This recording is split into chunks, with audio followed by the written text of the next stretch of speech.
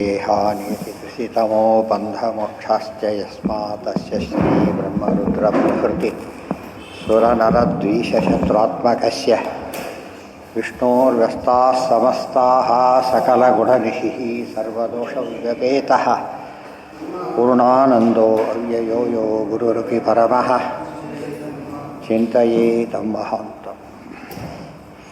नमः परस्मै पुरुषाय भूयसे सदुद्भवस्थाननिरोधलीलया गृहीतशक्तित्रितयाय देहिनामन्तध्रुवायानुपलभ्यवर्त्मने। ಯಾವುದೀಗ ಶುಕಾಗಮ ಪ್ರಕರಣ ಸಂಕ್ಷಿಪ್ತ ಶಾಸ್ತ್ರಾರ್ಥ ಪ್ರಕರಣಂ. ಒಟ್ಟಿಗೆ ಮೊದಲಿಗೆ ಯಾವಾಗಲೂ ಕೂಡ ಸಂಕ್ಷೇಪ ವಿಸ್ತಾರ, ಸಂಕ್ಷೇಪವಾಗಿ ಕಂಟೆಂಟ್ಸು, ವಿಸ್ತಾರವಾಗಿ ಗ್ರಂಥ ಹೇಗಿರುತ್ತೋ ಹಾಗೆ ಸಂಕ್ಷೇಪವಾಗಿ ಶಾಸ್ತ್ರಾರ್ಥವನ್ನು ಹೇಳ್ತಾ ಇದ್ದಾರೆ. ಪಿಬಂತಿಯೇ ಭಗವತ ಆತ್ಮನಃ ಸತಾಂ ಕಥಾಮೃತಂ ಶ್ರವಣಪುಟೇಶು ಸಂಹೃತಂ ಪುನಂತಿ ತೇ ವಿಷಯವಿದೂಷಿತಾಶಯಂ ವ್ರಜಂತಿ ತಚ್ಚರಣಸರೋರುಹಾಂತಿಕಂ. ಪಿಬಂತಿ ಯೇ ಭಗವತಃ ಆತ್ಮನಃ ಸತಾಂ ಕಥಾಮೃತಂ ಶ್ರವಣಪುಟೇಶು ಸಂಹೃತಂ ಪುನಂತಿ ತೇ ವಿಷಯವಿದೂಷಿತಾಶಯಂ ವ್ರಜಂತಿ ತಚ್ಚರಣಸರೋರುಹಾಂತಿಕಂ. ಯೇ ಭಗವತಃ ಆತ್ಮನಃ ಕಥಾಂ ಪಿಬಂತಿ, ಯಾರು ಪರಮಾತ್ಮನ ವಿಶೇಷವಾದ ಮಹತ್ವ ಹೇಳ್ತಕ್ಕಂಥ ಕಥೆಯನ್ನು ಕೇಳ್ತಾರೋ ಇದು ಕಥಾಮೃತಂ, ಕಥೆಯನ್ನು ಅಮೃತ ಅಂತ ಕರೆದು. ಶ್ರವಣಪುಟೇಶು ಸಂಭೃತಂ, ಎರಡೂ ಕಿವಿಗಳು ತುಂಬಿಸ್ಕೊಡ್ಬೇಕು, ಅಂದರೆ ಭಕ್ತಿಯಿಂದ ಆದರದಿಂದ ಕೇಳಬೇಕು ಅಂತ ಅರ್ಥ. ಆತ್ಮನಃ ಅಂದರೆ ಯಾರು ಕೇಳಬೇಕು? ಆತ್ಮನಃ ಸ್ವಾಮಿ ಆತ್ಮೇತಿ ರೂಪ ಗಚ್ಚಂತಿ ಗ್ರಾಹಯಂತಿ ಚ. ಆದ್ದರಿಂದ ಸತಾಂ ಕಥಾಮೃತಂ, ಎಲ್ಲರಿಗೂ ಅಮೃತ ಅಲ್ಲ ಇದು, ಸಜ್ಜನರಿಗೆ ಅಮೃತ ಇದು. ಆ ರೋಗಿಗೆ ಯಾವ ಇನ್ನು ಕೊಟ್ಟರು ಇಳಿಸೋದಿಲ್ಲ, ಕಹಿ ಆಗುತ್ತೆ.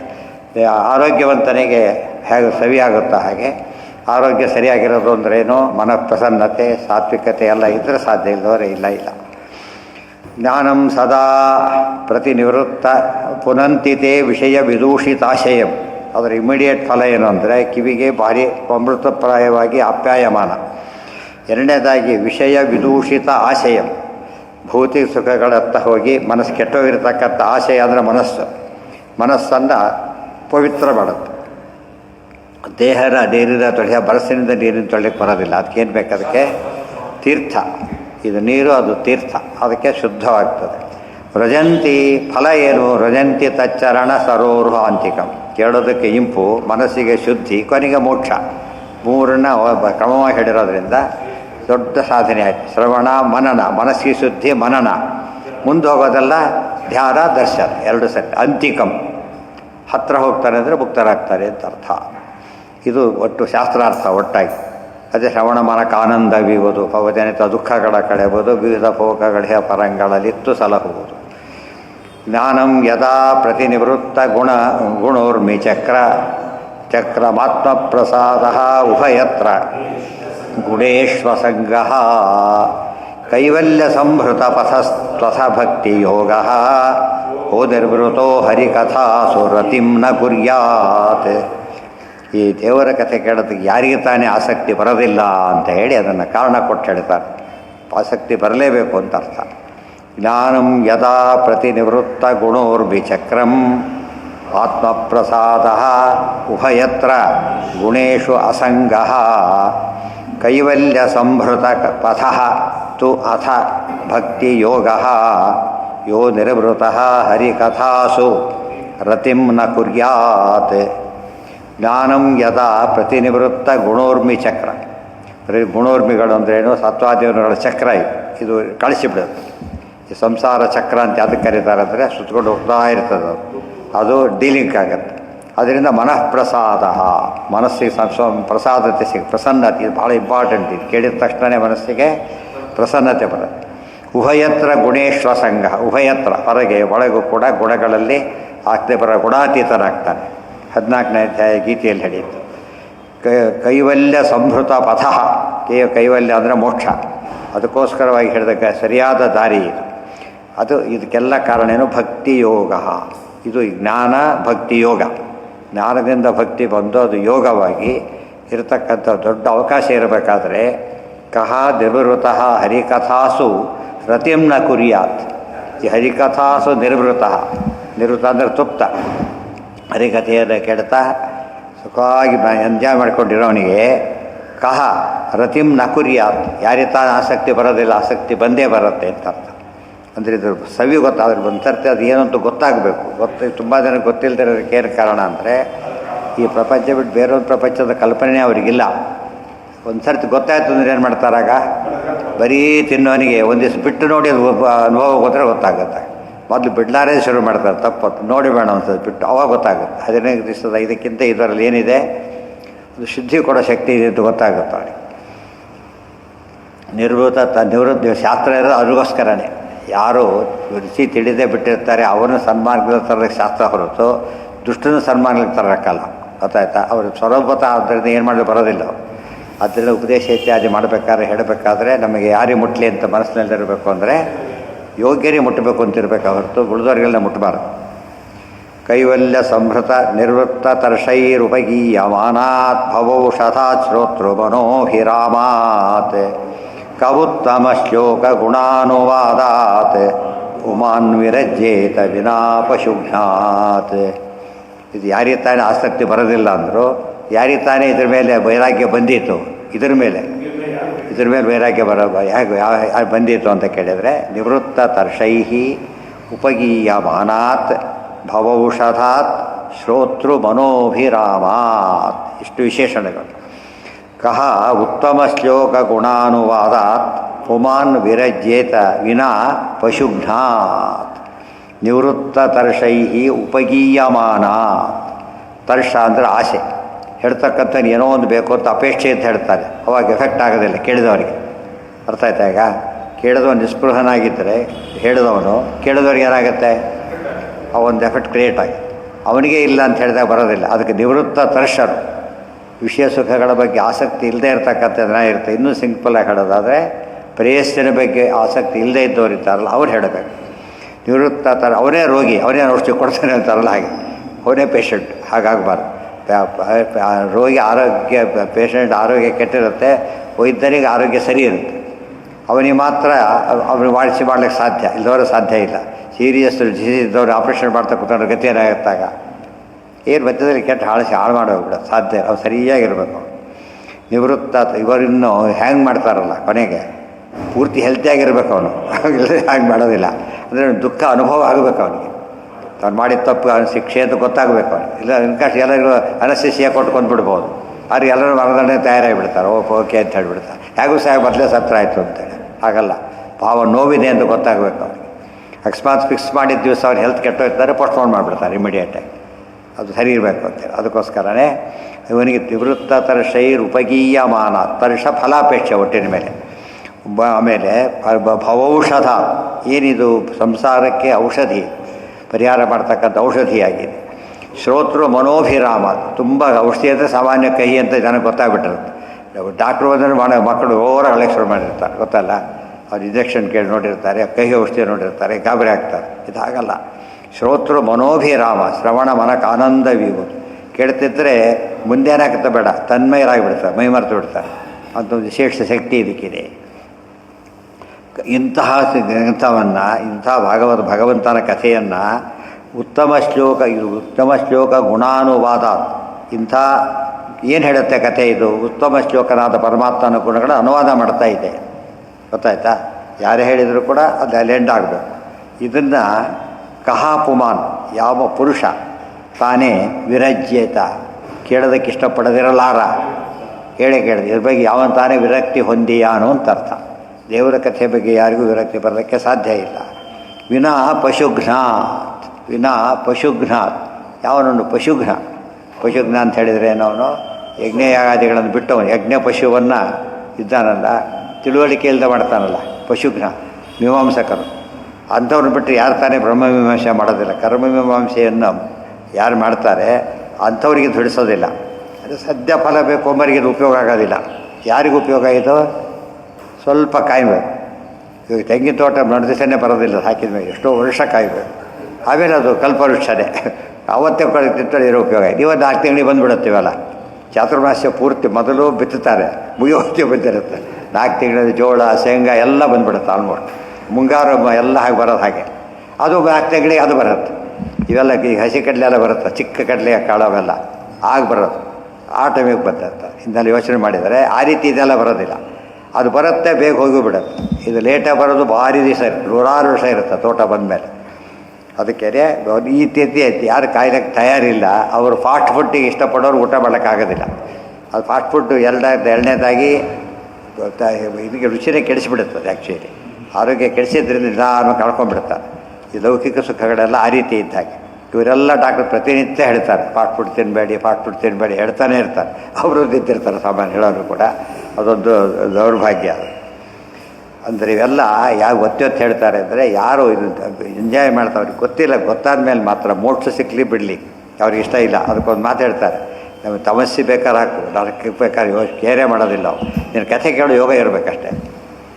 ಇದು ಅಕಸ್ಮಾತ್ ಅದು ಕೇಳೋ ಇಲ್ಲದೆ ಹೋದರೆ ಸುರೇಂದ್ರ ಲೋಕೋಪಿ ನಯಾತಿ ಸೇವಿ ಅಂತ ನಮ್ಗೆ ಸ್ವರ್ಗ ಕೊಟ್ಟರು ಬೇಕಾಗಿಲ್ಲ. ಎಲ್ಲಿ ಇದು ಭಗವಂತನ ಕಥೆ ಕೇಳೋಕ್ಕೆ ಅವಕಾಶ ಇಲ್ಲ, ಅದು ನಮಗೆ ಸ್ವರ್ಗ ಆದರೂ ಉಪಯೋಗ ಇಲ್ಲ. ಅವಕಾಶ ಇಲ್ಲದ ನರಕ ಆದರೂ ನಮಗೇನು ತೊಂದರೆ ಇಲ್ಲ. ಆದರೆ ಎರಡನೇ ಕಂಪೇರ್ ಮಾಡ್ತಾರೆ. ನರಕ ಸ್ವರ್ಗಗಳು ಅಂದರೆ ಅದು ನಿಜವಾದ ಸ್ವರ್ಗ, ನಿಜವಾದ ನರಕ ಅಂದರೆ ಹರಿಕಥೆಯನ್ನು ಬಿಡೋದು, ಹರಿಕಥೆಯನ್ನು ಕೇಳೋದು. ಕೋ ನಾಮ ಲೋಕೆ ಪುರುಷಾರ್ಥ ಸಾರವಿತ್ ಪುರಾ ಕಥಾನಾಂ ಭಗವತ್ಕಥಾಸುಧಾಂ ಆಪೀಯ ಕರ್ಣಾಂಜಿತ ಸಂಕ್ಷಿಪ್ತ ಶಾಸ್ತ್ರಾರ್ಥ. ಶಾಸ್ತ್ರಾರ್ಥದಲ್ಲಿ ಏನಂದರೆ ಮುಖ್ಯ ದೇವರ ವಿಷಯ ಹೇಳಬೇಕು, ಅದು ಶಾಸ್ತ್ರ, ಇದವರಲ್ಲ ಅಂತ. ಆಪೀಯ ಕರ್ಣಾಂಜಲಿಭಿರ್ಭವಾಪಹಾಮಹೋ ನಿರಜ್ಜೇತ ವಿನಾ ನರೇತರಂ. ಕೋ ನಾಮ ಲೋಕೆ ಪುರುಷಾರ್ಥ ಸಾರವಿತ್ ಪುರಾಕಥಾನಾಂ. ಪುರಾಕಥಾ ಇಜಿಕೊಳ್ಟು ಪುರಾಣ. ಭಗವತ್ಕಥಾಸುಧಾಂ ಆಪೀಯ ಕರ್ಣಾಂಜಲಿಭಿರ್ ವಿಷಾಲೇತ ಭವಾಪಹಾಮಹೋ ವಿರಜ್ಜೇತ ವಿನಾ ನರೇತರಂ. ಕೋ ನಾಮ ಲೋಕೆ ಪುರುಷಾರ್ಥ ಸಾರವಿತ್.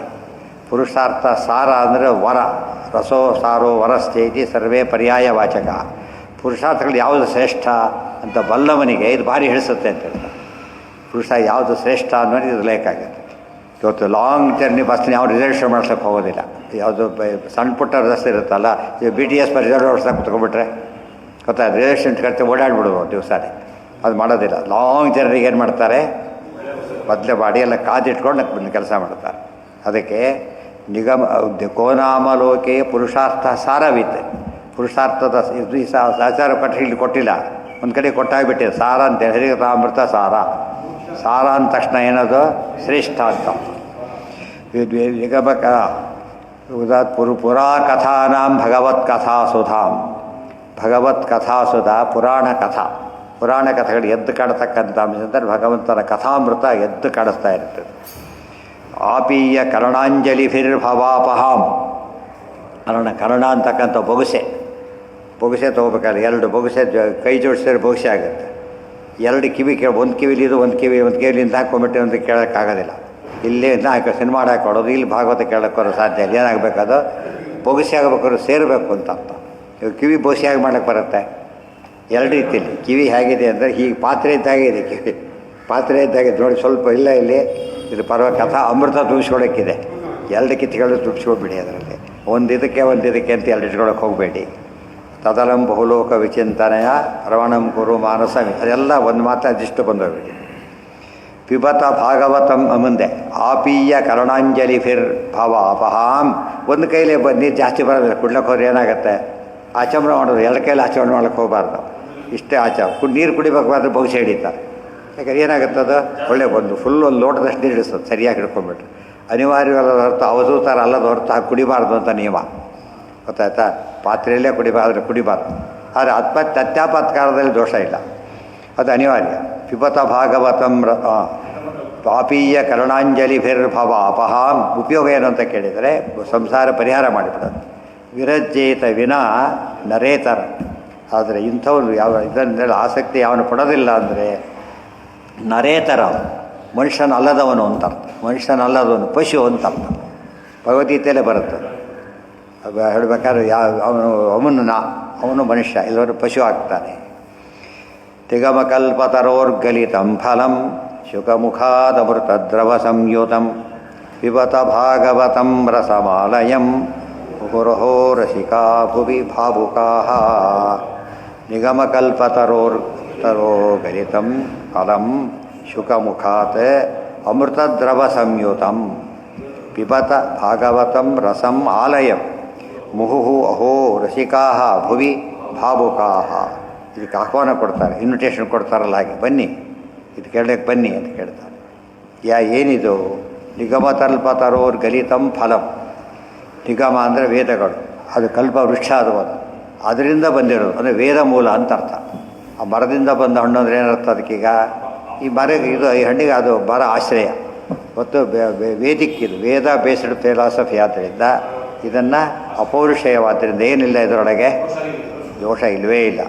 ನಿಗಮಕಲ್ಪತರೋರ್ಗಲಿತಂ ಫಲಂ, ನಿರ್ದೋಷವಾದ ಏನು ಇದೆಲ್ಲ ಹಾಕಿಲ್ಲ, ಕೆಮಿಕಲ್ಸ್ ಎಲ್ಲ ಹಾಕಿಲ್ಲ ಇದರೊಳಗೆ. ನಿಗಮಕಲ್ಪತರೋರ್ಗಲಿತಂ. ಈ ಪೌರುಷೇಯ ಆದರೆ ಕೆಮಿಕಲ್ ಹಾಕೋ ಚಾನ್ಸ್ ಇದೆ, ಅಪೌರುಷೇಯಕ್ಕಿಲ್ಲ. ಗೊತ್ತಾಯ್ತಾ? ಮಳೆ ನೀರಿನಲ್ಲಿ ಕೆಮಿಕಲ್, ಅದರಲ್ಲೂ ಕೆಮಿಕಲ್ ಮಾಡಿರ್ತಾರೆ. ಯಾಕೆ? ಈ ಫ್ಯಾಕ್ಟ್ರಿಯಿಂದ ಹೋಗಿ ಹೋಗಿ ಆ ನೀರು ಬೀಳುತ್ತೆ, ವಾಪಸ್ಸು ಕೆಮಿಕಲ್ಸ್ ಬಂದ್ಬಿಡೋದು. ಹಿಂದಿನವ್ರು ಎಲ್ಲ ಯಾಕೆ ಮಾಡಲಿಲ್ಲ ಅಂದರೆ ಗೊತ್ತಿರಲಿಲ್ಲ ಅಲ್ಲ ಅವ್ರಿಗೆ, ಪೊಲ್ಯೂಟ್ ಮಾಡಬಾರ್ದು. ಅದರಿಂದ ಜಗತ್ತು ಹಾಳಾಗಿ ಹೋಗುತ್ತೆ. ಕ್ಷಣಿಕ ಸುಖಕ್ಕೋಸ್ಕರ ಏನಾಗುತ್ತದೋ ಅದು ಎಲ್ಲ ಗೊತ್ತಿಲ್ಲದೆ ಹೋದರೆ ಅದು ಆಗಿನ ಕಾಲಕ್ಕೆ ಬಾಣಗಳಿಂದ ಡ್ಯಾಮ್ ಕಟ್ತಿದ್ರು ಭೀಷ್ಮರು. ಅರ್ಥ ಆಯ್ತಾ? ಎಲ್ಲ ಏನಿತ್ತು ಅದಿಷ್ಟೊಂದು ಹಾಗೆ ಮಾಡ್ತಿದ್ರು. ಫ್ರಿಜ್ಜಲ್ಲಿಟ್ಟು ತಣ್ಣಗಾಗಲಿಕ್ಕೆ ಎಷ್ಟೋ ಹೊತ್ತು ಕಾಯಬೇಕು. ಗಂಧ ಬಿಟ್ಟು ಒಳ್ಳೆ ಸೂಕ್ತ ತಣ್ಣ ಇಮ್ಮಿಡಿಯೇಟಾಗಿ ಇನ್ಸ್ಟೆಂಟ್ ಅಂತ.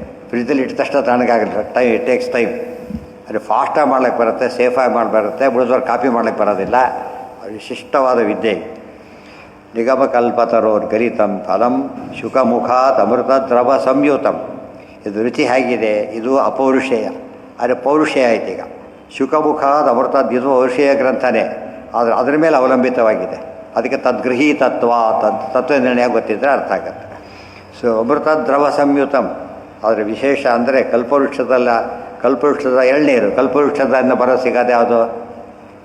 ನೀವು ಭೂಲೋಕದ ಕಲ್ಪವೃಕ್ಷ ಆದರೆ ಎಳ್ನೀರು ಅಂತ ಕರೆಯೋದು. ಕಾಮಧೇನು ಕಲ್ಪವೃಕ್ಷ ಎಳ್ನೀರಿದ್ದಾಗತ್ತೆ ಇರುತ್ತೆ, ಶುದ್ಧ. ಒಳಗಿದೆಯಲ್ಲ ಶುದ್ಧವಾಗಿದೆ. ಕಥಾಸುಧ ಆಪಿ, ಇದರಿಂದ ಎಳ್ನೀರು ಹತ್ತೋದು ತೆಗೆಯೋದು ಎಲ್ಲರಿಗೂ ಸಾಧ್ಯ ಇಲ್ಲ. ತಮ್ಮನೇಲೇ ಇದ್ದರೂ ಕೂಡ ಬರೋರಿಗೆ ಕಾಯ್ತಾ ಕೂತಿರ್ಬೇಕು, ಬರೋರಿಗೆ ಕಾಯ್ತಾ ಕೂತಿರ್ಬೇಕು. ನಮ್ಮದೇ ಗಿಡ, ನಮ್ಮದೇ ಎಲ್ಲ ನಮ್ಮದೇನೆ. ಅದೇ ರೀತಿಯೇ ವೇದಗಳಿದೆ, ಎಲ್ಲ ಇದೆ. ಅದನ್ನ ಇಳಿಸ್ಕೊಡೋ ಶಕ್ತಿ ಯಾರಿಗೂ ಇಲ್ಲ. ಯಾರಿಗಿದೆ ಅದು? ಗಲಿತಂ. ಯಾರಿದೆ? ವೇದವ್ಯಾಸದೇವರು ಇಳಿಸ್ಕೊಟ್ಟಿದ್ದಾರೆ. ಯಾಕೆ? ಅದು ಭಾಳ ಎತ್ತರದ ಮರದಿಂದ ಹಣ್ಣು ಕಿತ್ತಬೇಕಾದ್ರೆ ಏನಾಗಿರ್ಬೇಕು? ಅವರು ಕೈ ಭಾಳ ದೊಡ್ಡದಿರಬೇಕು, ಆಜಾನುಭಾವ. ಚಿಕ್ಕವ್ರು ಕೆಲವು ಸರಿ ಇರ್ತಾರೆ, ಬೇರೆ ಹಾಗೆ ಕೈಲಿ ಬಿಡ್ತಾರೆ ಹಾಗೆ. ಯಾತಕ್ಕೆ? ಕೈ ಅಷ್ಟು ದೊಡ್ಡದಿದೆ. ಪರಮಾತ್ಮ ತರ್ತಾನೆ. ಯಾತಕ್ಕೆ ಅಂದರೆ ಪ್ರಾಂಶುವಾತ. ಪ್ರಾಂಶ ಶಬ್ದಕ್ಕೆ ಅರ್ಥ ಏನೋ? ಆಜಾನುಭಾವ ಅಂತ ಅರ್ಥ. ಪ್ರಾಂಶವಾದ್ದರಿಂದ ಸುಮ್ಮನೆ ತೆಗೆದಿಟ್ಟಿದ್ದಾರೆ ಅಷ್ಟೇ. ಉಳಿದು ಕೋಲು ತೊಗೊಂಡು ಇನ್ನೊಂದು ಬೀಳಿಸಿ ತಲೆ ಮೇಲೆ ಬೀಳಿಸ್ಕೊಂಡು ಅವೆಲ್ಲ ಮಾಡೋ ಪ್ರಸಕ್ತಿ ಬರೋದಿಲ್ಲ. ಸಹಜವಾಗಿ ತೆಗಿತಾರೋ ಅವ್ರು. ಎಟಕತ್ತೆ ಅದಕ್ಕಿಂತ ಎತ್ತರ ಇದ್ದಾವೆ ಅವರು. ಮರ ಇದೆಯಲ್ಲ, ಮರಕ್ಕಿಂತ ಭಾಳ ಎತ್ತರ ಇರೋದ್ರಿಂದ ಅವ್ರಿಗೇನಿಲ್ಲ, ಆಯಾಸ ಇಲ್ಲ. ಯಾಕೆ? ಯಥೋ ಆಚೋರಿ ವರ್ತಂತೆ. ಮರಕ್ಕಿಂತ ಭಾಳ ಎತ್ತರ. ಇವತ್ತು ತುಳಸಿ ತೆಗಿಬೇಕಾದ್ರೆ ಎಣ್ಣೆ ಹಾಕಿ ತೆಗಿಬೇಕಾ? ಯಾಕೆ? ಅದಕ್ಕಿಂತ ಎತ್ತರ ನಾವು ಜಾಸ್ತಿ ಇರ್ತೀವಿ. ಆದ್ದರಿಂದ ಭಾರಿ ಸುಲಭ. ಅದನ್ನ ಆದರೂ ಎತ್ತೋದಿಲ್ಲ, ಪೂಜೆ ಮಾಡೋದಿಲ್ಲ, ವಿಚಾರ ಬೇರೆ. ಭಾಳ ಸುಲಭದ ಕೆಲಸ. ಆದ್ದರಿಂದ ಪ್ರಾಂಶು ವಿಷ್ಣು ಸಹಸ್ರನಾಮ ಗೊತ್ತಿದ್ದರೆ ಸ್ವಾರಸ್ಯ ಗೊತ್ತಾಗುತ್ತೆ. ಕಾಳಿದಾಸ ಉಪಯೋಗಿಸ್ತಾ ಇದ್ದಾರೆ. ಪ್ರಾಂಶುಲಭ್ಯೆ ಫಲೇ ಲೋಭಾತ್ ಉದ್ಬಾಹುರಿವ ವಾಮನಃ. ನಾನೀಗ ಮಂದ ಕವಿಯಶ ಪ್ರಾರ್ಥಿ ಗಮಿಷ್ಯಾಮಿ ಉಪಹಾಸ್ಯತ. ನಾನು ಕಾವ್ಯ ಬರಲಿಕ್ಕೆ ಹೊಟ್ಟಿದ್ದೇನೆ, ದೊಡ್ಡ ಕವಿಯಾಗಬೇಕು ಅಂತ ನನ್ನ ಮನಸ್ಸಿನಲ್ಲಿದೆ. ಆದರೆ ನನಗೆ ಆ ಶಕ್ತಿ ಇಲ್ಲ. ನನ್ನ ಸ್ಥಿತಿ ಹೇಗಿದೆ ಅಂದರೆ ಉದ್ಬಾಹುರಿ ಪ್ರಾಂಶುಲಭ್ಯೆ ಫಲೇ ಲೋಭಾತ್. ದೊಡ್ಡ ಎತ್ತರದವನಿಗೆ ಸಿಗತಕ್ಕಂಥ ಇದಕ್ಕೊಬ್ಬ ಕುಳ್ಳ ಹಾರೋದು ಬೀಳೋದು, ಹಾರೋದು ಸಿಗೋದೇ ಇಲ್ಲ ಅವನಿಗೆ. ಹಾರಿ ಬೀಳೋದು. ಗಮಿಷ್ಯಾಮಿ ಅಪಹಾಸ್ಯತ. ಹಾಸ್ಯಾಸ್ಪದರಾಗ್ತಾ ಇದ್ದೇನೆ ಅಂತ ಹೇಳ್ತಾ. ಕೆಲವರು ಇರ್ತಾರಲ್ಲ, ಟ್ರೈ ಮಾಡಿ ಯಾರು ನೋಡ್ತಿರ್ತಾರೆ, ಬಿಟ್ಬಿಡ್ತಾರೆ. ಅದು ಕೊಡ್ತಾರೆ ಹೇಳಿ ಹಾರ್ಲಕ್ಕೆ ಹೋಗ್ತಾರೆ, ಕಿತ್ತೊಳಕ್ಕೆ ಸಿಗ್ತಾ ಇಲ್ಲ, ಹಾರೋದು ಬಿಡೋದಲ್ಲ. ನನ್ನ ಸ್ಥಿತಿ ಹಾಗಾಗಿದೆ ಅಂತ ಹೇಳ್ತಾರೆ. ಆ ದೃಷ್ಟಿಯಲ್ಲಿ ಪ್ರಾಂಶು ಉಪಯೋಗಿಸಿದ್ದಾರೆ ಪದ. ಪ್ರಾಂಶುಲಭ್ಯೆ ಫಲೇ ಲೋಭಾತ್ ಅಂತ ರಘುವಂಶದಲ್ಲಿ ಉಪಯೋಗಿಸಿದ್ದಾರೆ. ಭಾವುಕಾಹ ಅಂದರೆ ಇದೆ. ಯಾಕೆಂದರೆ ನಾವೆಲ್ಲ ನೋಡ್ಕೋತೀವಿ ಬಿಡಿ ಅಂತ ಕೂಡುವೆ, ನಿಮಗೆ ಸಿಗೋದಿಲ್ಲ ಅದು ಅಂತ ಅರ್ಥ. ವೇದಾರ್ಥ ಆಗಬೇಕಾದ್ರೆ ಅರ್ಥೋಯಂ ವೇದಾರ್ಥ ಪರಿಬ್ರಹ್ಮಿತ. ವೇದಾರ್ಥದಿಂದ ಕೂಡಿದೆ. ವೇದಾರ್ಥ ಅನಂತ ಇದೆ. ಯಾರಿಗೆ ಅರ್ಥ ಆಗುತ್ತೆ ಇದು? ಆದ್ದರಿಂದ ಬೇರೆ ಚಂದ ಅವರೊಬ್ಬರೇ ಮಾಡಬೇಕು, ಬೇರೆಯವರಿಗೆ ಬರೋದಿಲ್ಲ ಇದು. ಹೌದು ಸರಿ. ಏನು ಮಾಡಲ್ಪಟ್ಟ ಸವಿರು ಅಂದರೆ ಶುಕಮುಖದಿಂದ ಬಂದಿರೋದ್ರಿಂದ ಅದು ಅಮೃತ. ಒಂದು ಸಾಮಾನ್ಯ ಕಲ್ಪನೆ ಏನು ಅಂದರೆ ಗಿಳಿ ಕಚ್ಚಿದ ಹಣ್ಣು ಅಂದರೆ ರುಚಿ ಇರಲೇಬೇಕು ಅಂತ. ಗಿಳಿ ಗೊತ್ತದು ಯಾವ ಹಣ್ಣು ರುಚಿ ಇರುತ್ತೆ ಇಲ್ಲ ಅಂತೇಳಿ. ಅರ್ಥ ಆಯ್ತಾ? ಮನುಷ್ಯ ಕಚ್ಚಿದ್ರೆ ಎರಡೂ ಆಗ್ಬೋದು, ಗೊತ್ತಾ? ಬರೀ ಹೆಜ್ಜಂತೂ ಬದಲಾಗತ್ತೆ. ಆದರೆ ಇದಕ್ಕೆ ಹಾಗಲ್ಲ. ಗಿಳಿ ಕಚ್ಚಿದ ಇದು ಶುಕ ಅನ್ನೋದಕ್ಕೆ ಶ್ಲೇಷಾಲಂಕಾರ ಮಾಡಿದರು. ಶುಕಾಚಾರ್ಯರು ಅಂತ ರುಚಿ ನೋಡೋದಕ್ಕೆ ಭಾಳ ಎಕ್ಸ್ಪರ್ಟ್ ಅವರು. ಅವ್ರು ಹೇಳಿಬಿಟ್ರೆ ಸರಿ ಅಂತ ಅರ್ಥ. ಅದಕ್ಕೆ ವಿಷಕ್ಕೂ ಅವರಿಗೆ ಟೆಸ್ಟ್ ಕೊಟ್ಟರು. ಟೆಸ್ಟು ಯಾರಿಗೆ ಕೊಟ್ಟರು? ವಿಷದ್ದು ಕಾಲಕೂಟನ. ಕಾಲಕೂಟ ಎಷ್ಟು ಡೇಂಜರಸ್ ತೋರಿಸಿದ್ದು ಅವರೇ, ಭಾಗವತ ಎಷ್ಟು ಸವಿಯಾಗಿ ತೋರಿಸಿದ್ದು ಅವರೇ. ಎರಡಕ್ಕೂ ಯಾರಿಗೆ ಸಾಮರ್ಥ್ಯ ಇದೆ ಅವರಿಗೆ. ನಾಳೆ ಸರಿ ಇದ್ದಿರ್ತಾರೆ, ಸರಿ ಇದೆ ಸರಿ ಇಲ್ಲ ಅಂತ ಹೇಳೋದಕ್ಕೆ. ಅದು ಸರಿಯಾಗಿದೆ ಅವರಿಗೆ. ಅದು ಅವ್ರ ಬಾಯಿಂದ ಬಂದಿದೆ ಅಂದಮೇಲೆ ಏನು ಮಾಡಬೇಕು? ಅವ್ರು ಸರ್ಟಿಫೈ ಮಾಡಿದ್ದಾರೆ, ಚೆನ್ನಾಗಿ ಸರ್ಟಿಫೈ ಮಾಡಿಬಿಟ್ಟಿದ್ದಾರೆ. ಆದ್ದರಿಂದ ಯೋಚನೆ ಮಾಡೋ ಹಾಗೆ ಇಲ್ಲ.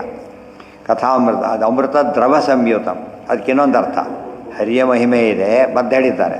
ಅಮೃತ ದ್ರವ ಇದೆ. ಅಮೃತ ಅಂದರೆ ವಾಯುದೇವ, ವಾಯು ಜೀವೋತ್ತಮತ್ವವನ್ನು ಸೇರಿದೆ ಇದನ್ನು. ಹರಿ ಸರ್ವೋತ್ತಮತ್ವ ವಾಯು ಎರಡೂ ಸೇರಿರೋದ್ರಿಂದ ತುಂಬ ಗ್ರಾಹ್ಯ ಇದೆ. ಶ್ರೀ ವೈಷ್ಣವ್ರಿಗೆ ಅಂತ ಹೇಳಿರೋದು.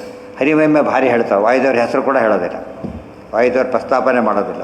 ಯಾಕೆಂದ್ರೆ ಅವರಿಗಿಂತ ಯಾರು ದೊಡ್ಡವರು? ಅವ್ರ ಪ್ರಕಾರ ಎರಡು ಶ್ರೇಷ್ಠರೇ ದೊಡ್ಡವರು ಅಂತ ಅವ್ರಿಗೆ ತಿಳ್ಕೊಡು. ಆದ್ದರಿಂದ ಇದು ಹಾಗಲ್ಲ, ಎರಡೂ ಇದೆ ಅದರ. ಶುಕಮುಖಾದ ಅಮೃತ ದ್ರವ ಸಂಯುತ. ವಾಯುರಲಿನಂ ಅಮೃತಂ ನಾವು ಹೇಳೋ ಅರ್ಥ ಅಲ್ಲ, ಉಪನಿಷತ್ತೇ ಅರ್ಥ ಹೇಳಿಬಿಟ್ಟಿದೆ. ವಾಯು ಅಜಲಂ ಅಮೃತಂ. ಯಾವ ಉಪನಿಷತ್ತು? ಈಶಾವಾಸ್ಯದಲ್ಲಿ ಹೇಳಿಬಿಟ್ಟಿದ್ದಾರೆ. ಆದ್ದರಿಂದ ಸಟ್ ಇವರೇ ಇವರು ನಮ್ಮ ರೆಕಗ್ನೈಸ್ಡ್ ಬೈ ವೇದಾಂತ ಆಚಾರ್ಯ ಒಬ್ಬರೇ ರೆಕಗ್ನೈಸ್ ಮಾಡಿದೆ ಇವರೇ ಅಂತ ಹೇಳ್ಬಿಟ್ಟು. ಶುಕಮುಖಾದ ಅಮೃತ ದ್ರವ ಸಂಯುತ ಪಿಬತ ಭಾಗವತಂ ರಸಮಾಲಯಂ ಮುಹುರಹೋ ರಸಿಕಾ ಭುವಿ ಭಾವುಕಾಹ. ಈ ಭಾಗವತವನ್ನು ನೀವೇನು ಮಾಡಬೇಕು? ತಗೋಬೇಕು. ಔಷಧಿ ಸಾಮಾನ್ಯ ವಾರ 15 ದಿವಸ ಹೇಳ್ತಾರೆ ಸಾಮಾನ್ಯವಾಗಿ. ಇದು ಹಾಗಲ್ಲ. ಆಲಯಂ ಸಾಯವರಿಗೂ ತೊಗೊಳ್ರಿ ಅಂತ ಹೇಳಿದರು. ಬೋರ್ ಆಗಲ್ಲ, ಅಂದರೆ ರುಚಿ ಇದೆಯಲ್ಲ, ಔಷಧಿ ಟೇಸ್ಟಿ ಇದ್ದಾಗ ಏನು ಮಾಡ್ತಾರೆ? ಈ ಬದಲೆಲ್ಲ ನೆಜರು ಟೌಟ್ ನೋಡಿ ಬರತ್ತೆಲ್ಲ ಗೊತ್ತಿಲ್ಲ. ಸೊ ಸ್ವೀಟ್ ಇರ್ತದೆ, ಮಕ್ಕಳು ಕೂಡ ತಿಳ್ಕೊಂಡು ಕೂತ್ಬಿಡ್ತಿದ್ರು. ಅದು ಹಲ್ಲುಜ್ಜು ಅಂತ ಬಾಯಲ್ಲಿಟ್ಟರೆ ಏನು ಮಾಡ್ತಿದ್ರು ಅವರು?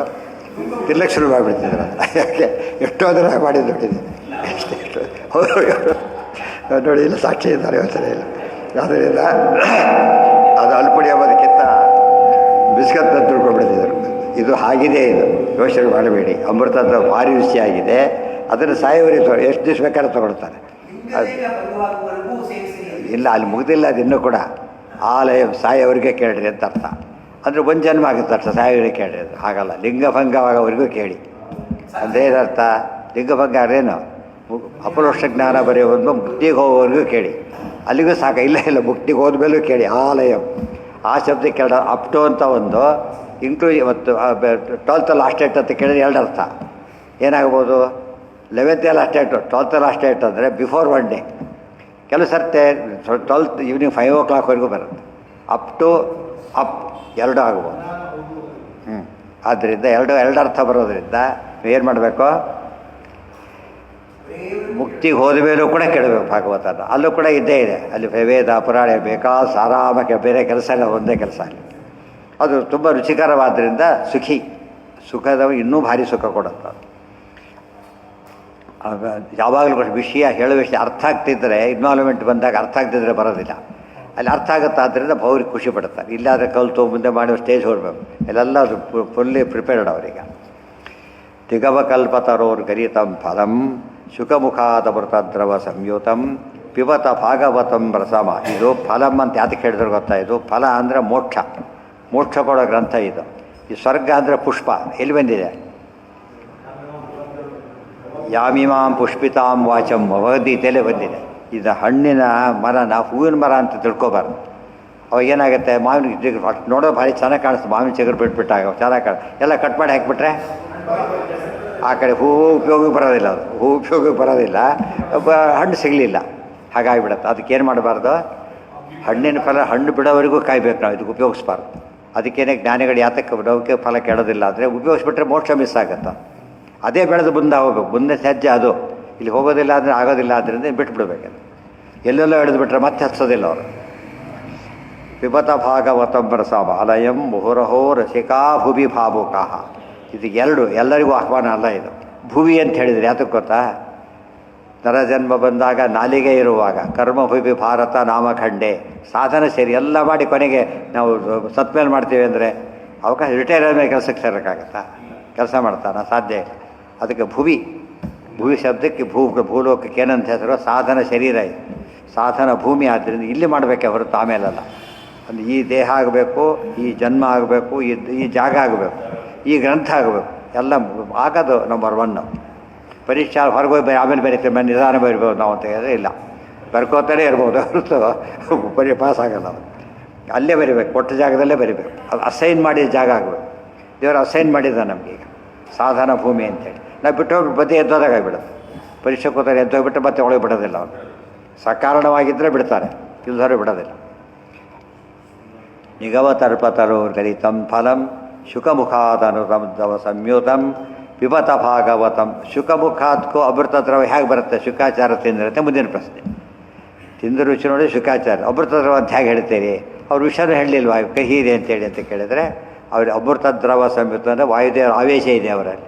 ಆದ್ದರಿಂದ ಅವರು ಕಾಂಪಿಟೆಂಟ್.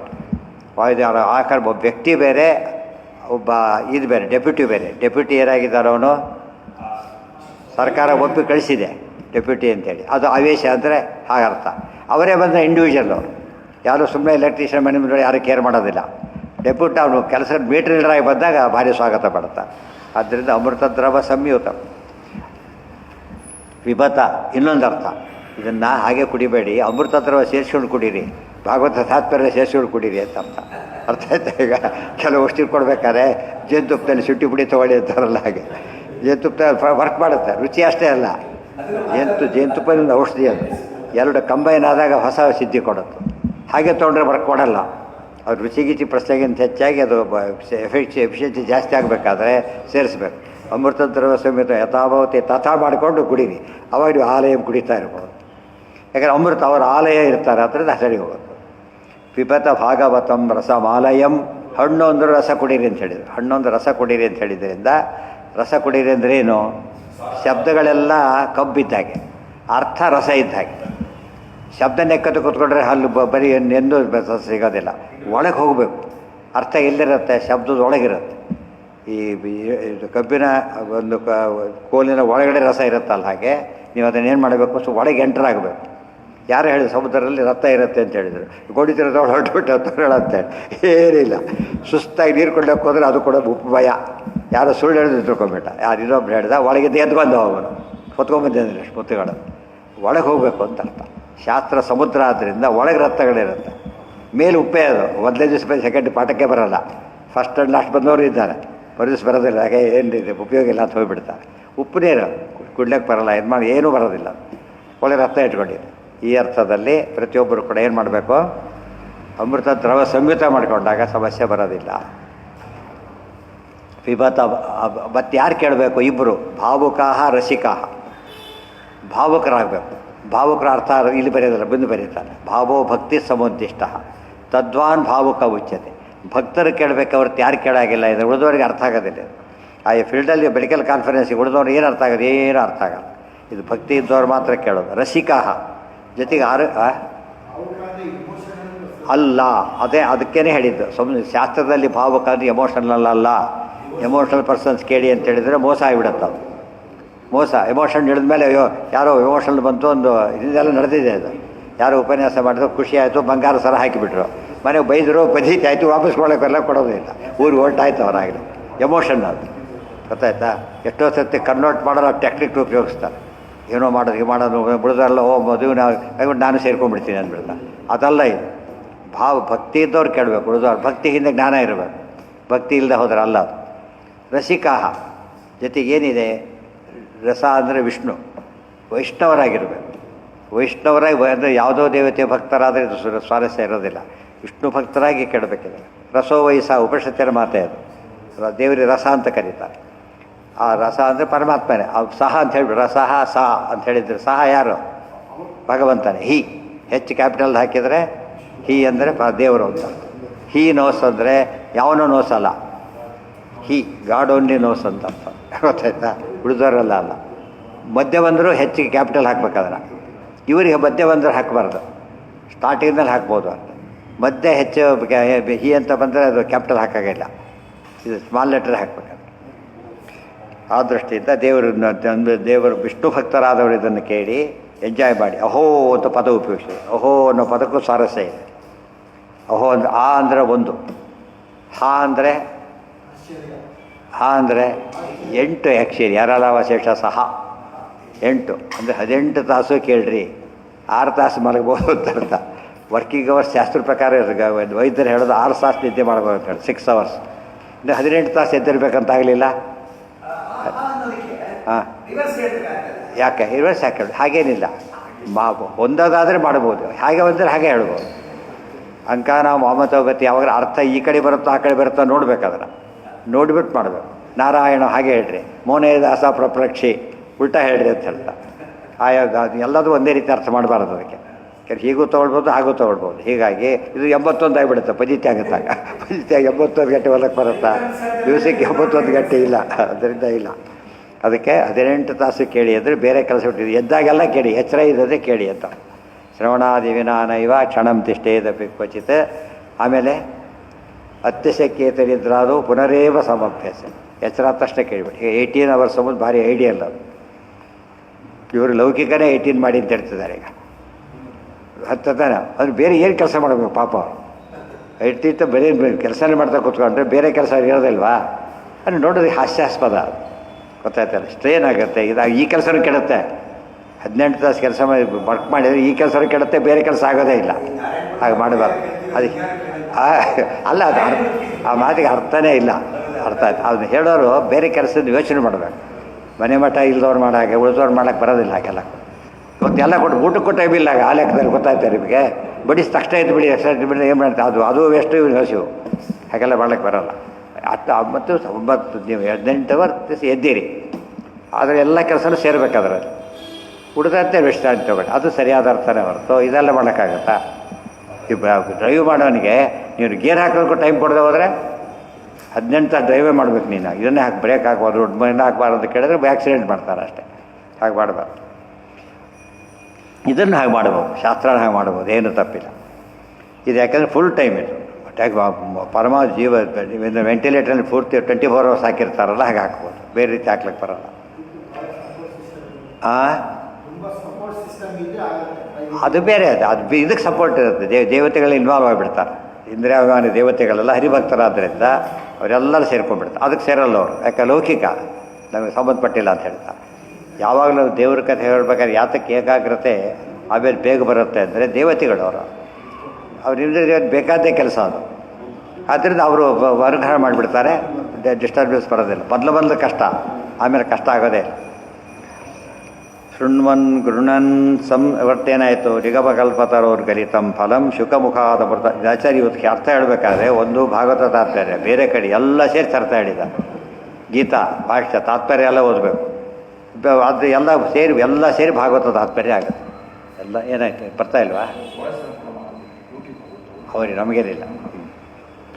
ಗೃಣ್ವನ್ ಶೃಣ್ವನ್ ಗೃಣನ್ ಸಂಸ್ಮರಯಂಶ್ಚ ಚಿಂತಯನ್ ನಾಮಾನಿ ರೂಪಾಣಿ ಚ ಮಂಗಲಾನಿ ತೇ ಕ್ರಿಯಾಸು ಯಸ್ತ್ವಚ್ಚರಣಾರವಿಂದಯೋರಾವಿಷ್ಟಚಿತ್ತೋ ನ ಭವಾಯ ಕಲ್ಪತೆ.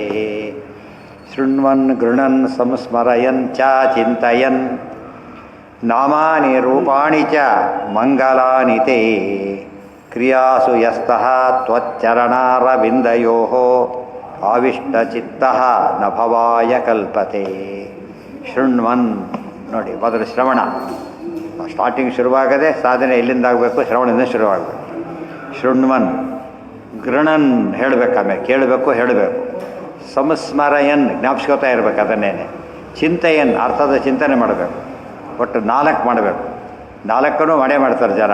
ಬಟ್ ಯಾವುದನ್ನು ಮಾಡಬೇಕು ಅಂದರೆ ನಾಮಾನಿ ರೂಪಾಣಿ ಚ ಭಗವತಃ ನಾಮಾನಿ ಶೃಣ್ವನ್, ಭಗವತಃ ರೂಪಾಣಿ ಶೃಣ್ವನ್. ದೇವರ ನಾಮರೂಪ ಅಂತ ಅದಕ್ಕೆ ಕರೆಯೋದು, ನಾಮರೂಪಗಳು ಅಂತ ಕರೀತಾರೆ. ಭಗವಂತ ನಾಮರೂಪಗಳನ್ನು ಅದು ಏನಾಗುತ್ತೆ ಅದರಿಂದ? ಏನು ಕೆಳಕಾಗಿಬಿಟ್ರೆ ಸೈಡ್ ಎಫೆಕ್ಟೇ ಇಲ್ಲ ಅದಕ್ಕೆ. ಮಂಗಲಾನಿದೆ. ಸೈಡ್ ಎಫೆಕ್ಟ್ ಇಲ್ದಿರೋದು ಒಂದೇ ಒಂದು ಅಂದರೆ ಜ್ಞಾನ ಒಂದೇ. ಇನ್ನೆಲ್ಲದಕ್ಕೂ ಏನಿದೆ? ಕರ್ಮಕ್ಕೆ ಸೈಡ್ ಎಫೆಕ್ಟ್ ಸಿಕ್ಕಾಪಟ್ಟೆ ಜಾಸ್ತಿ ಇರುತ್ತೆ. ಗೊತ್ತಾಯ್ತಾ? ಪ್ರತಿಯೊಂದು ಕರ್ಮಕ್ಕೆ ಏನಿರುತ್ತೆ? ಊಟ ಮಾಡಿದ ಎಲೆ ತೆಗಿಬೇಕು, ಕೈಯಾರ ತೊಳ್ಕೊಬೇಕಲ್ಲ, ಕೊನೆ ಪಕ್ಷ ಚಮಚಾರ ಮಾಡಬೇಕಲ್ಲ.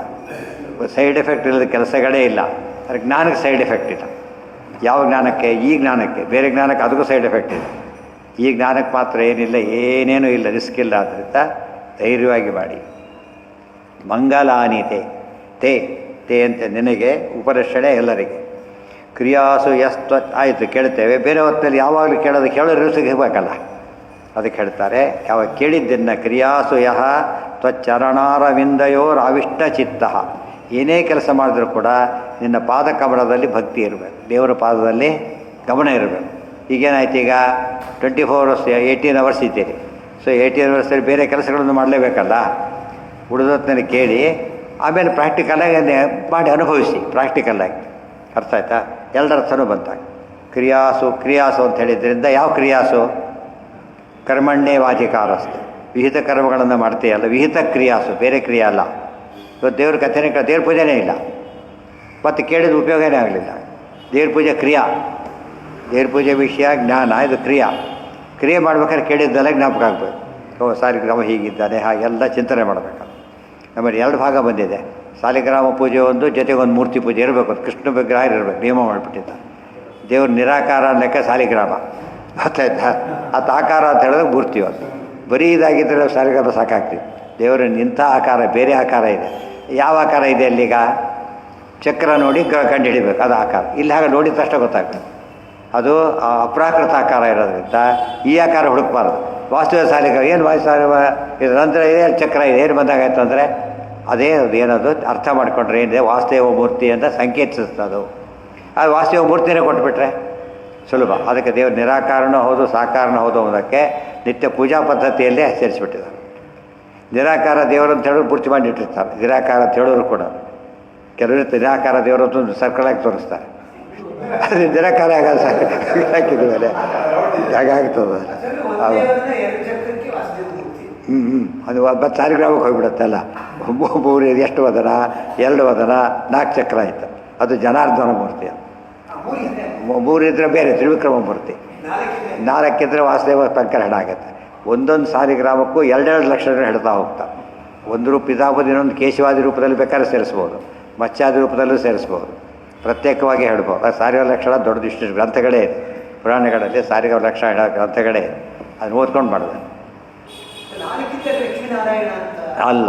ಒಂದೇ ಒಂದರಲ್ಲಿ ಹಾಕಿದ್ರೆ ಒಂದಲ್ಲಿ 2, ಇನ್ನೊಂದರಲ್ಲಿ 2 ಇದ್ದರೆ ಅಲ್ಲ. ಒಂದೇ ಒಂದರಲ್ಲಿ ಹಾಕಿದರೆ ಲಕ್ಷ್ಮೀನಾರಾಯಣ. ಒಂದರಲ್ಲಿ 4 ಚಕ್ರ ಸಿಗೋದು ತುಂಬ ರೇರ್. ಅದು ಅದು ಸಿಗೋದು ಭಾಳ ಕಷ್ಟ. ಲಕ್ಷಾಂತರ ಸಾಲಿಗ್ರಾಮ ಸಿಕ್ಕರೆ ಅದರಲ್ಲಿ 1-2 ಸಿಕ್ಕರೆ ಪುಣ್ಯ ಅವರಿಗೆ. ಅದು ಭಾರಿ ಕಾಸ್ಟ್ಲಿ. ಅದು ಇವೆಲ್ಲ 1,000-2,000 ಕೊಟ್ಟಲ್ಲಿ 25,000 5,000 ಎಷ್ಟೆಷ್ಟೋ ಡಿಪೆಂಡ್ ಆಗ್ತಾ ಹೋಗುತ್ತೆ. ಬಟ್ ಅದಕ್ಕೆ ಸಕ್ಕತ್ತೆ ಫಲ ಇರೋದು. ಸುವರ್ಣ ಕಾಸ್ಟ್ಲಿ, ಬಟ್ ಅದಕ್ಕೆ ಮೆಟೀರಿಯಲ್ ವ್ಯಾಲ್ಯೂ ಎಷ್ಟಿದೆ, ಹೌದಲ್ಲ? ಯಾವಾಗ ಕೊಟ್ಟರು ಅದಕ್ಕೆ ಬೆಲೆ. ಆಮೇಲೆ ಹಿತ್ತಾಡಿ ಏನು ಕೊಟ್ಟರು ಕೂಡ ಏನದು ಏನು ಕೊಡ್ತೋ ಒರಿಜಿನಲ್ ಬಿಟ್ಟು ಯಾವುದಕ್ಕೆ ಏನು ಮಾಡಿ ಸಿಗೋಲ್ಲ. ಇದು ಒರಿಜಿನಲ್, ಇದು ಭಾರಿ ಜಾಸ್ತಿ ಸಿಕ್ಬಿಡೋದು. ಅವತ್ತಿನ ರೇಟಿದ್ದು ಆ ರೇಟ್ ಕೊಟ್ಟು ಯಾರು ತೊಗೊಳೋದಿಲ್ಲ, ಇವತ್ತಿನ ರೇಟು ತೊಗೊಳೋದು. ಫಲ ಜಾಸ್ತಿ. ಉದಾಹರಣೆಗೆ ಒಂದು 10 ಗ್ರಾಮ್ ಬೆಳ್ಳಿ ಇದೆ, 10 ಗ್ರಾಮ್ ಬಂಗಾರ ಇದೆ. ವ್ಯಾಲ್ಯೂ ಯಾವುದಕ್ಕೆ ಜಾಸ್ತಿ? ವ್ಯಾಲ್ಯೂ ಅಂದರೆ ಫಲ, ಗೊತ್ತಾಯ್ತಾ? ವ್ಯಾಲ್ಯೂ ಜಾಸ್ತಿ ಇದೆ ಏನರ್ಥ? ಹೌದು, ಫಲ ಇದೆ, ಅದರಷ್ಟು ಫಲ ಸಿಗೋದಿಲ್ಲ. ಸನ್ನಿಧಾನ ಜಾಸ್ತಿ ಇಲ್ಲಿ. ಉದಾಹರಣೆಗೆ ನೀವು ಸ್ವಲ್ಪ ಮೇಣದ ಬಚ್ಚಿ ಇಟ್ಟು ನೀವು ಅಡುಗೆ ಮಾಡೋಕ್ಕಾಗತ್ತಾ? ಬೆಂಕಿ ಇದೆಯಲ್ಲ ಅದರಲ್ಲಿ, ಅದು ದೊಡ್ಡದಾಗಿ ಉರಿಬೇಕು ಅದಕ್ಕೆ. ಆ ಥರ ಅದು ಬ್ಯಾಚಿಂಗ್ ಫೈರ್ ಬೇಕು ಅದಕ್ಕೆ. ಒಂದು ಬಣ್ಣ ಬೆಚ್ಚ ಹೆಚ್ಚು ದೊಡ್ಡ ಒಂದು ಪಾತ್ರೆ 100 ಜನಕ್ಕೆ ಅಡುಗೆ ಇಟ್ಬಿಟ್ಟು ಮೇಣದ ಹೆಚ್ಚು ಊಟ ಆಗುತ್ತೆ, ಅಡುಗೆ ಇಟ್ಟಿದ್ರೆ ಕುತ್ಕೊಳ್ಳಿ ಅಂತ ಕೇಳಿದರೆ ಅವ್ರು ಬಂದು ನೋಡಿಬಿಟ್ರೆ ಯಾರೂ ಕೊಡೋದಿಲ್ಲ, ತೊಗೊಬಿಡ್ತಾರೆ. ಇದು ಎದ್ದಿಗೆ ಆಗುತ್ತೆ, ಸಾಧ್ಯವೇ ಇಲ್ಲ. ಅದು ಬೇಲೂರಿಗೆ ಹೋಗೋದಿಲ್ಲ, ಬಿಸಿ ಅದಕ್ಕೆ ಅಲ್ಲೇ ಇರುತ್ತೆ. ಈ ಕಡೆ ಅದು ಇಲ್ಲ, ಇದು ಇಲ್ಲ. ಅದಕ್ಕೆ ನಮಗೆ ಮ್ಯಾಚಿಂಗ್ ಮಾಡಬೇಕು. ಯಾವುದೇ ಸಾಧನೆ, ಒಂದು 10 ರೂಪಾಯಿ ಇದೆ, ಒಂದು ಮನೆ ತೊಗೋಬೇಕಾಗಿದೆ ಯಾರು ಹೇಳ್ತಾರಾ? ಗೊತ್ತಾಯ್ತಾ? 10 ರೂಪಾಯಿ ಮನೆ ಬಾಡಿಗೆ ಸಿಗುತ್ತಾ? ಏನು ಸಿಗೋದು. ಮನೆ ತೋರಿಸೋನು ಸಿಗೋಲ್ಲ. ಫಸ್ಟ್ ಬಾಡಿಗೆ ಮನೆ ತೋರಿಸೋ ಇನ್ವೆಸ್ಟ್ಮೆಂಟೇ ಬೇರೆ. ಎಷ್ಟರಲ್ಲಿ ಬೇಕು ಅಂತ ಕೇಳ್ತಾರೆ, ಇದನ್ನು ಎಷ್ಟರಲ್ಲಿ ಬೇಕು ಅಂತ ಕೇಳ್ತಾರೆ. ಅದು ಇನ್ ಥೌಸಂಡ್ಸ್, ಇದು ಇನ್ ಲ್ಯಾಕ್ಸ್, ಸಮ್ಟೈಮ್ಸ್ ಕ್ರೋರ್ಸ್ ಇದು. ಆದ್ದರಿಂದ ಅದು ವ್ಯತ್ಯಾಸ, ಫಲ ವ್ಯತ್ಯಾಸ ಅಂದರೆ ಅದೇ ವ್ಯಾಲ್ಯೂ ವೇರೀಸ್ ಅಂತ. ಕಡಿಮೆ ಪುಣ್ಯ, ಹೌದು, ಪುಣ್ಯ ಇದ್ದು ಗ್ಯಾರಂಟಿ. ಪುಣ್ಯದಲ್ಲಿ ತಾರತಮ್ಯ ಇದೆ. ಶೃಣ್ವನ್ ಗೃಣನ್ ಸಂಸ್ಮರಯಂಶ್ಚ ಚಿಂತಯನ್ ನಾಮಾನಿ ರೂಪಾಣಿ ಚ ಮಂಗಲಾನಿ ತೇ ಕ್ರಿಯಾಸು ಯಃ ತ್ವಚ್ಚರಣಾರವಿಂದಯೋ ಪ್ರವಿಷ್ಟ ಚಾವಿಷ್ಟ ಚಿತ್ತ ನಭವಾಯ ಕಲ್ಪತೆ. ಚರಣಾರವಿಂದಯೋದು ಅರ್ಥ ಇದೆ, ವಿಶೇಷ ಅರ್ಥ ಇದೆ.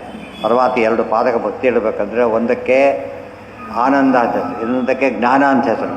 ಅದ್ರ ಓರಿಯೆಂಟೆಡ್ಡಾಗಿ ಕೆಲಸ ಮಾಡಬೇಕು. ಯಾವುದಕ್ಕೆ ಏನೇ ಕೆಲಸ ಮಾಡಿದರೂ ಕೂಡ ಆ ಓರಿಯೆಂಟೇಷನ್ ಇರ್ತದೆ. ಅದೆಲ್ಲ ಥರ ಸಾಂಕೇತಿಕ ಭಾಷೆಯಲ್ಲಿ ಹೇಳಿಬಿಡ್ತಾರೆ. ಎರಡು ಪಾದ ಯಾಕೆ ಹೇಳು, ಒಂದು ಪಾದ ಯಾಕೆ ಹೇಳಬಾರ್ದು, ಎಲ್ಲ ತಲೆಯಲ್ಲಿ ಶುರು ಮಾಡ್ತಾರೆ ಇಲ್ಲ ಹೋದರೆ. ಅದೆಲ್ಲ ಆಚಾರ್ಯ ಅದೆಲ್ಲ ಹೇಳ್ತಾರೆ. ಅದಕ್ಕೆ ಅವರು ಆಚಾರ್ಯ ಶ್ರೀಮದ್ ಆಚಾರ್ಯ ಅಂತ.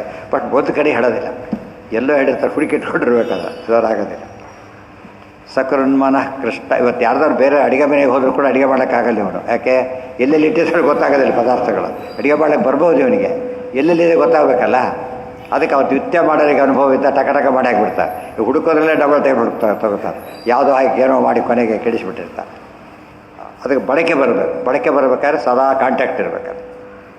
ಸಕೃನ್ಮನಃ ಕೃಷ್ಣ ಪದಾರವಿಂದಯೋ ನಿವೇಶಿತಂ ತದ್ಗುಣ ರಾಗಿಯೈರಿಹ ನತೇ ಯಮಂ ಪಾಶಭೃತಶ್ಚ ತದ್ಭಟಾನ್ ಸ್ವಪ್ನೇಪಿ ಪಶ್ಯಂತಿ ಚೀರ್ಣ ನಿಷ್ಕೃತ.